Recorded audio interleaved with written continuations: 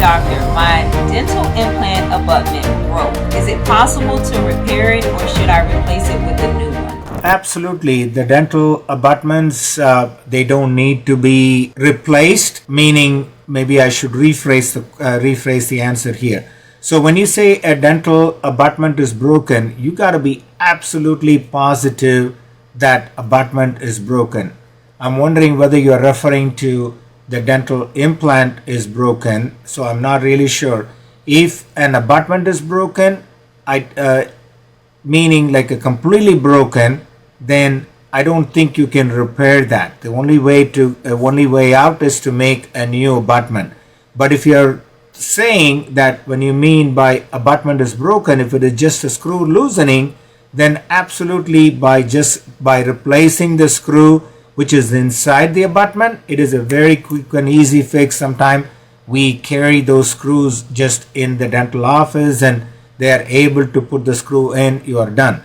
So the abutments are usually made of two materials. One, either they are made of zirconium, which is not uncommon for that to break, and which you may be referring to. If the zirconium broke, then you don't have a way out. So you got to make a new abutment, and then on the top of that goes the new crown, and you got to absolutely make a new abutment on the crown. Although there are some technologies now available, if things have not changed much, the lab can print the exact same abutment the same way as they had it before. Now the dentist is able to use the same exact crown, they can seat it back on.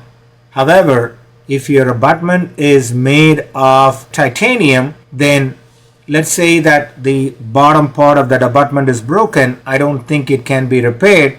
And again, just by looking at the abutment or looking at the x-ray or looking at in your mouth, the dentist should be able to tell what type of abutment that you have, what type of implant you have, and whether it is just a screw loosening or the abutment is broken. And depending on the type of abutment, the dentist should be able to recommend what is the best course of action here. So multiple options. With the technology, you got things that you can do faster and better and actually less expensive. And as I said earlier, you can just print an abutment just like this and it's not going to cost you as much as it used to before.